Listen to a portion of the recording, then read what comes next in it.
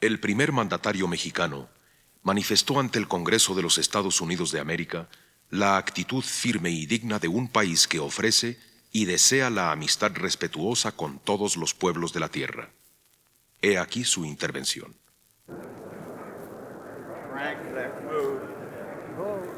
Mr. Speaker, the President of the United Mexican States.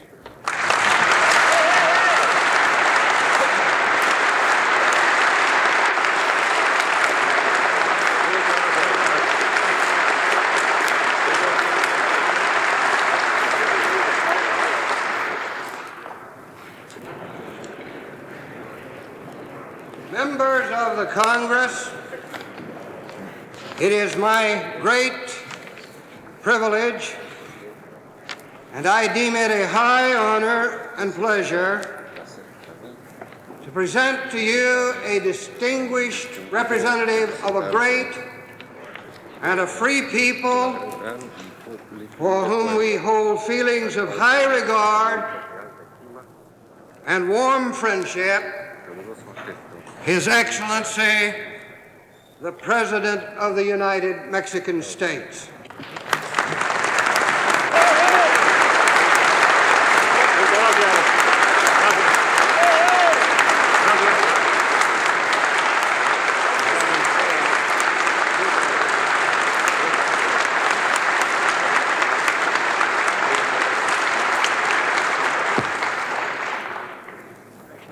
¿Debo de comenzar? Sí.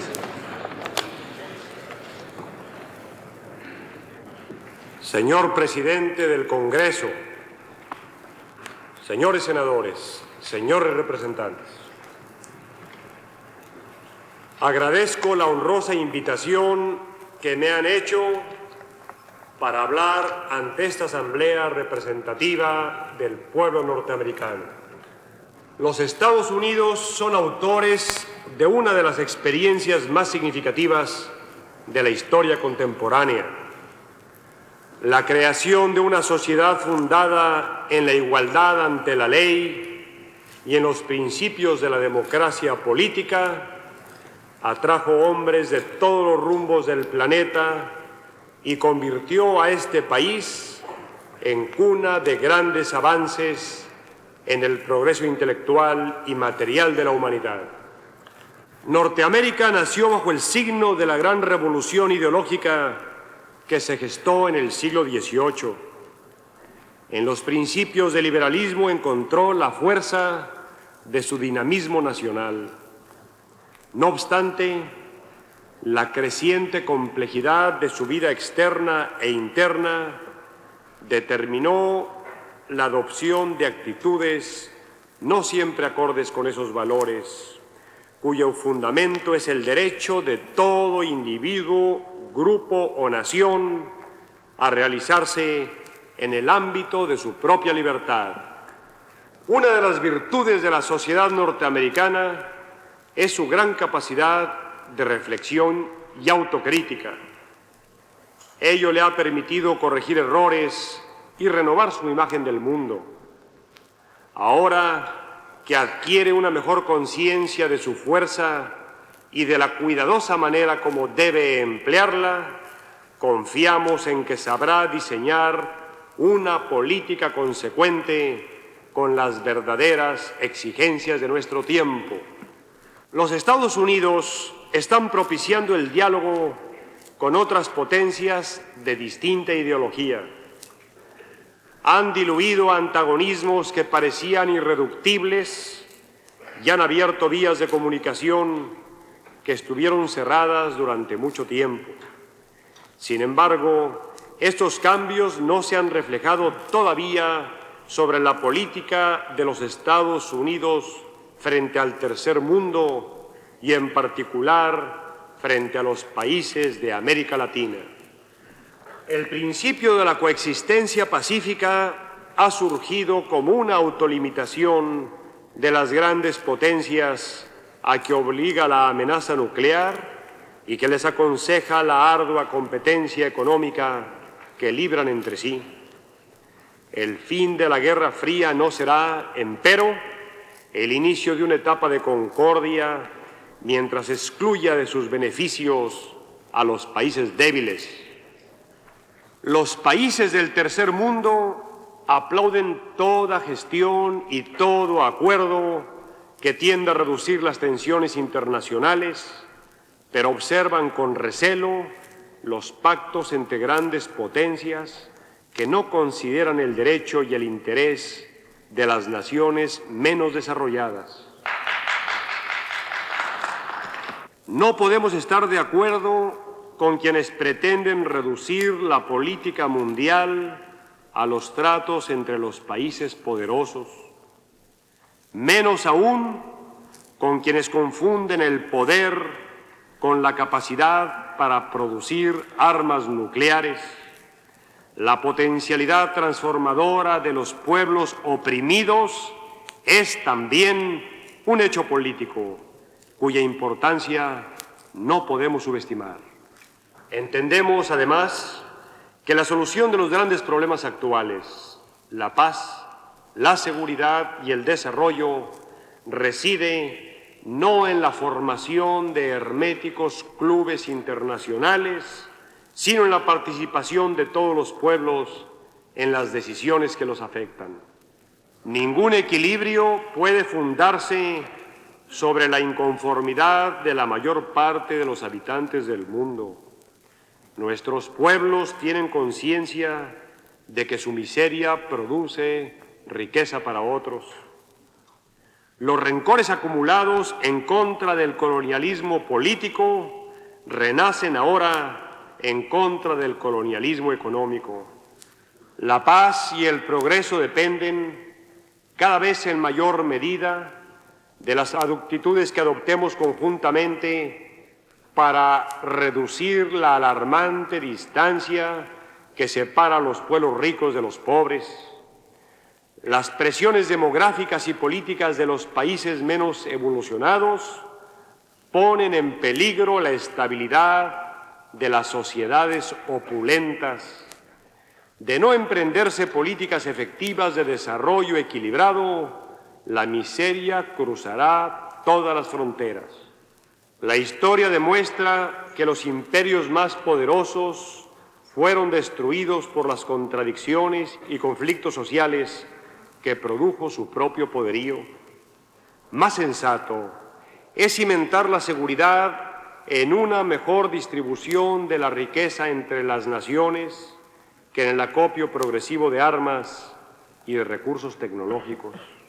Es necesario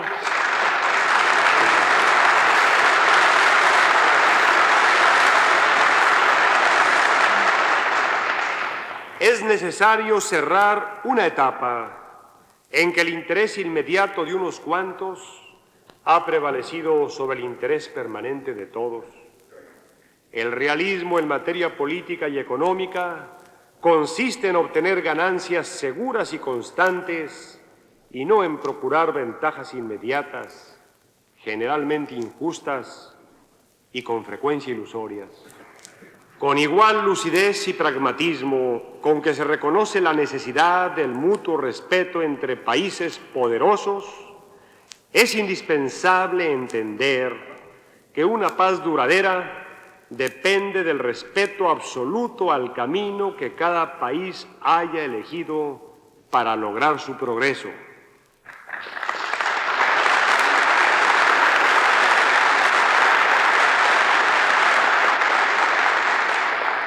Actitudes colonialistas que debían haberse liquidado pretenden ordenar todavía las relaciones internacionales. Los centros de influencia mundial imponen a los demás países condiciones para el intercambio. Debilitan además la capacidad de acción de las naciones débiles, oponiéndose a indispensables transformaciones de estructura o interviniendo en sus procesos políticos. La historia de los pueblos desarrollados es lucha permanente entre las fuerzas que procuran el cambio social y las que pretenden la perpetuación de la injusticia. Estas últimas cuentan casi siempre con el apoyo de poderosos grupos exteriores que pretenden imponer fórmulas inadecuadas a países cuya verdadera realidad desconocen. Las grandes potencias empiezan a comprender el peligro que para su propia estabilidad supone semejante actitud. Y este hecho coincide con la mejor organización de los pueblos pobres en defensa de sus legítimos derechos e intereses. El momento es, por tanto, propicio para unir esfuerzos.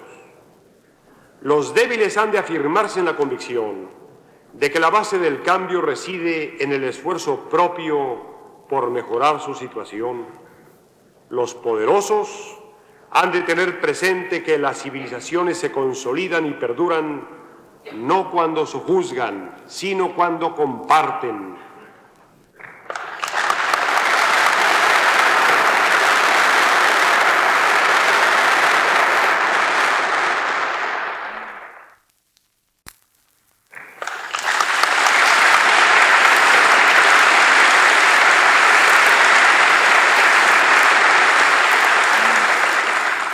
México participa de los problemas, aspiraciones y demandas de las naciones en vías de desarrollo.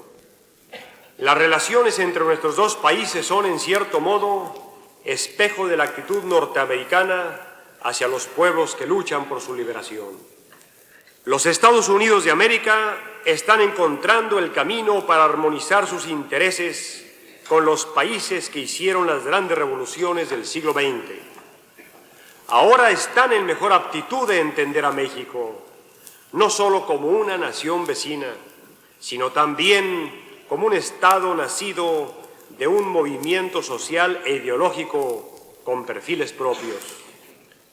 La política exterior de México con los Estados Unidos, como con cualquier otro país, se ajusta a sus propósitos nacionales. Fortalecer su autonomía política, afirmar su personalidad cultural, ampliar las bases de su democracia, superar el subdesarrollo y liquidar toda forma de explotación. La visita que hoy hacemos a los Estados Unidos, atendiendo a la amable invitación que nos hizo el presidente Nixon, tiene por esencial propósito evaluar la relación entre nuestras naciones y examinar las posibilidades concretas de establecer para el futuro un trato más equitativo. La mejor manera para nosotros de cumplir estos objetivos es expresar las tesis de México con claridad y firmeza. Definir nuestras respectivas posiciones es disponernos a lograr acuerdos realistas y duraderos. México no pretende un trato especial de los Estados Unidos, sino que nuestros contactos e intercambios se rijan por las normas de equidad y de respeto que debieran presidir todas las relaciones internacionales. Tenemos una trayectoria, un estilo de vida y una ideología propias.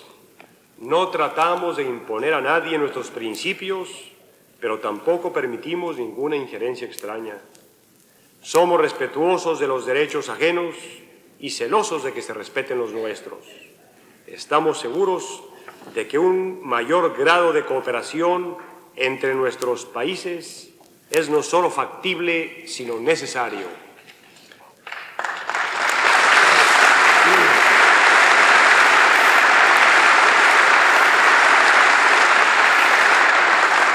No estimo apropiada la ocasión para hacer un examen minucioso de los problemas que debemos resolver conjuntamente, pero juzgo conveniente precisar algunos de particular actualidad.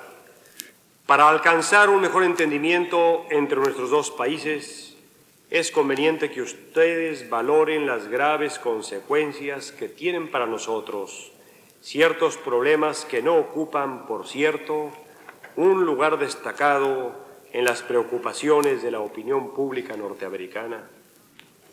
La salinidad artificial del río Colorado es el problema bilateral más delicado entre nuestros países.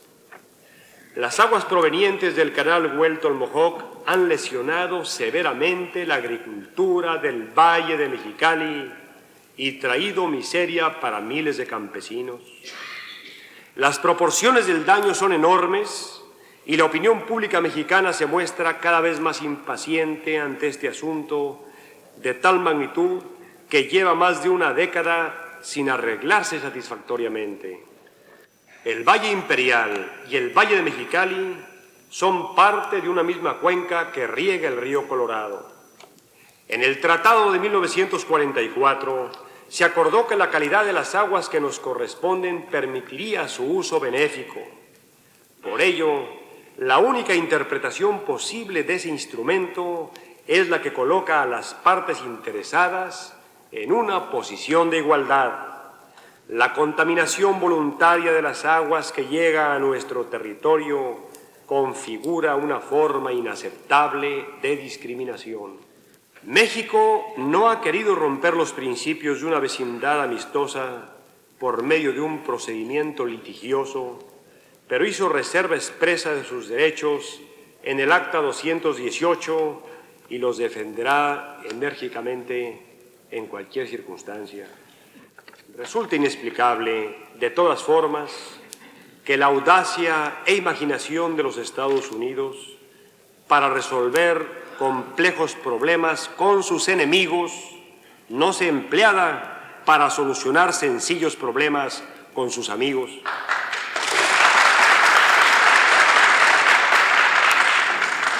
También nos preocupan los indicios de que hay grupos minoritarios interesados en limitar las importaciones de los productos agrícolas mexicanos y en prohibir la entrada de artículos semielaborados en el extranjero con materias primas o productos originalmente norteamericanos.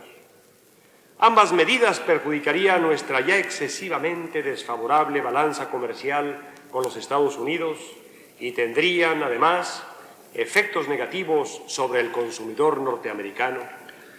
Cualquier nueva limitación que se estableciera a las importaciones de origen mexicano constituiría un severo retroceso en nuestras relaciones bilaterales. Estimamos inadecuado que por falta de visión se levantara un dique entre estructuras económicas que obtendrían considerables beneficios recíprocos si combinaran eficazmente sus recursos. Hemos manifestado en otros foros que no se justifica que los Estados Unidos hayan diferido la adopción del esquema general de preferencias arancelarias que surgió de la Segunda Conferencia Mundial de Comercio y Desarrollo. No aspiramos a concesiones particulares en materia de comercio exterior, pero consideramos poco equitativo que no se compense con ventajas a la exportación de nuestras manufacturas los altos precios que nos vemos obligados a pagar por los bienes de capital y tecnología que requerimos. Resulta asimismo inexplicable que entre países comprometidos solemnemente a unir esfuerzos para que sus pueblos alcancen un desarrollo armónico, no se adopten medidas como las reducciones arancelarias que ya nos han sido otorgadas por el Reino Unido, la Comunidad Económica Europea, el Japón y algunos otros países industrializados, tanto capitalistas como socialistas. No confundamos los intereses particulares o locales con los intereses nacionales.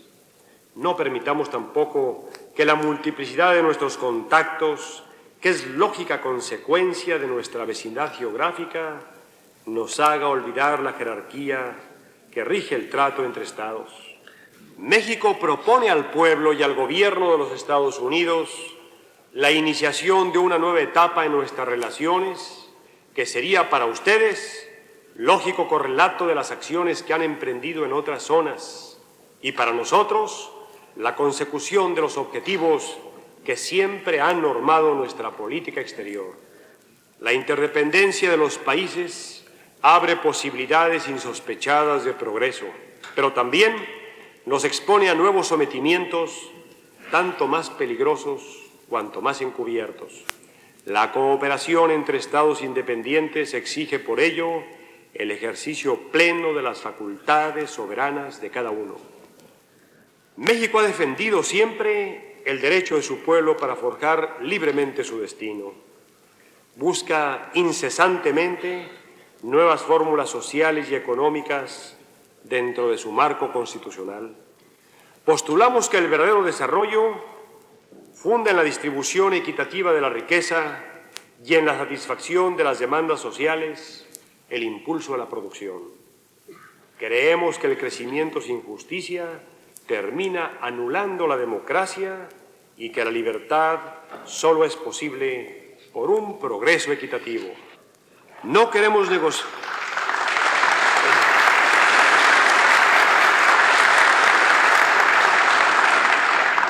No queremos negociar con otros países ventajas en favor de minorías económicas. La herencia de prolongadas relaciones de dependencia debe combatirse simultáneamente en la vida de relación internacional y en el ámbito propio de nuestros países. Autonomía frente al exterior y participación interna son metas inseparables del desarrollo autónomo. No deseamos consolidar grupos privilegiados que sirvan de aparente enlace con los centros de poder, ni tampoco provocar rupturas que nos aislarían de las corrientes del progreso. Si podemos ampliar el campo de nuestra colaboración, si empleamos el derecho y la buena voluntad para conciliar nuestras diferencias, si aplicamos rigurosamente las normas de una recta convivencia internacional a nuestras relaciones, habremos logrado un gran progreso en el camino de nuestra amistad. Habremos contribuido a crear un futuro de paz y prosperidad en ambas naciones.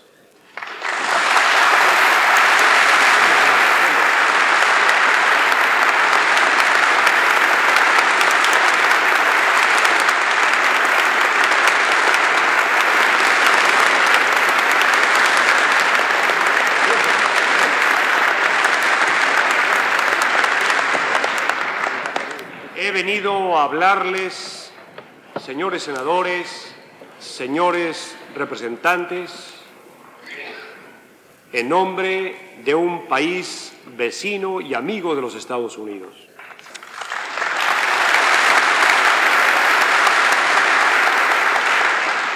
No hay verdadera amistad si no se habla con franqueza, con una franqueza que nos lleve a resolver nuestros problemas comunes con justicia.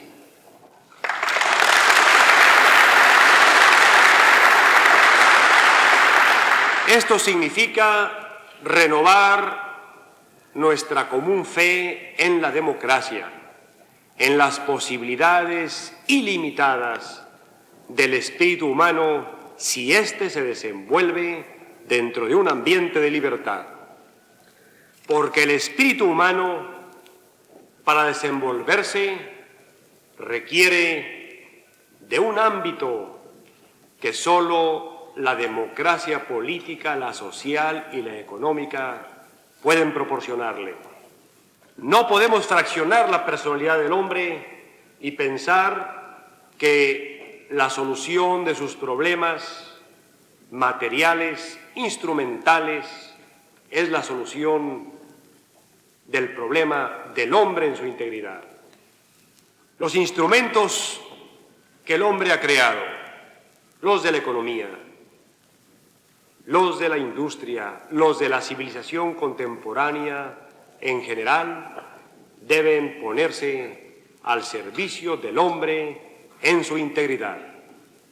Por eso, las dictaduras fraccionan al hombre pretendiendo uniformarlo y mediante la compulsión fraccionar su personalidad. Y por eso, cuando en las relaciones políticas internas de cada país o en las relaciones internacionales priva el mero juego de los intereses circunstanciales, corremos el peligro de interrumpir el destino pleno del hombre contemporáneo. Demos a la vida política interna, a la vida internacional, un sentido de un nuevo humanismo, en que no confundamos los fines con los medios, en que para lograr esos fines con que nuestros países de América nacieron a la independencia, es preciso supeditar dentro de una justa tabla de valores culturales los medios a los fines de grandeza de los cuales no debemos de abdicar.